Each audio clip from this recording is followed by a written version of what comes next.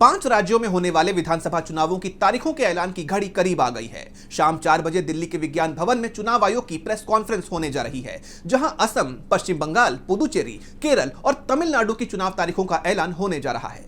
तो क्या कुछ है इस प्रेस कॉन्फ्रेंस और चुनाव की तारीखों को लेकर तमाम जानकारी जानेंगे इस रिपोर्ट में। 5 राज्यों में विधानसभा चुनावों का बिगुल बजने में बस कुछ ही देर का समय बाकी है।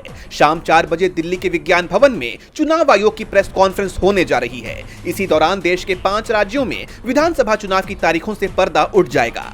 पश्चिम बंगाल, तमिलनाडु, असम, केरल और पुदुचेरी में विधानसभा के चुनाव होने वाले हैं। आज शाम जब मुख्य चुनाव आयुक्त ज्ञानेश कुमार प्रेस कॉन्फ्रेंस के लिए मंच पर आएंगे तो पूरे देश की निगाहें उन पर टिक जाएंगी। उनके साथ चुनाव आयुक्त सुखबीर सिंह संधू और विवेक जोशी भी बैठेंगे, लेकिन सबकी निगाहें सिर्फ और सिर्फ ज्ञानेश कुमार पर होंगी। पश्चिम बंगाल में वोटर लिस्ट के खिलाफ अपील की आखिरी तारीख आज यानी 15 मार्च की ही है और दूसरे राज्यों की बात करें तो यहां समय सीमा पहले ही समाप्त हो चुकी है।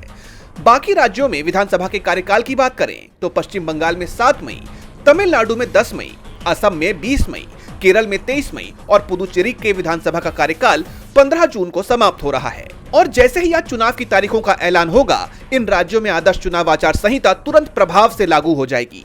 सबसे ज्यादा चर्चा पश्चिम बंगाल की है। सत्ताधारी टीएमसी और विपक्ष में बैठी बीजेपी के बीच कांटे की टक्कर है। 2021 के बंगाल चुनाव में 8 चरणों में वोटिंग हुई थी, जिसको लेकर उस वक्त काफी बवाल भी मचा था। लेकिन इस बार चुनाव आयोग अपनी रणनीति बदलने की कोशिश में है। चुनाव आयोग कम चरणों में चुनाव निपटाने की तैयारी में है। बताया जा रहा है कि बंगाल में इस बार महज 3 से 4 चरणों में चुनाव करवाए जा सकते हैं। जैसा आप जानते हैं कि कुछ दिन पहले ही ज्ञानेश कुमार की अगुवाई में चुनाव आयोग की टीम ने पश्चिम बंगाल का एक व्यापक दौरा किया था। वहीं बाकी राज्यों की बात करें तो असम में भी सियासी सरगर्मियां जोरों पर है। यहाँ 2 चरणों में वोटिंग करवाई जा सकती है। दक्षिण भारत की बात करें तो तमिलनाडु और केरल में मुकाबला बेहद कड़ा है, तो वहीं पुदुचेरी में भी सत्ता की जंग है।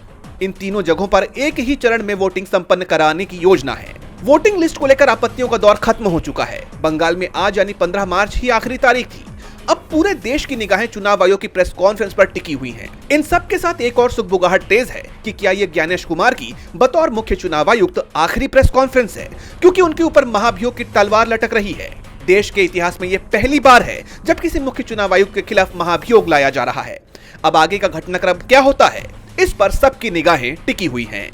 डीबी लाइव की रिपोर्ट। हमारे चैनल से जुड़े रहने के लिए YouTube पर टाइप करें DB लाइव, सब्सक्राइब बटन को क्लिक करें और बेल आइकन को दबाना ना भूलें ताकि खबरें आप तक पहुंचती रहें।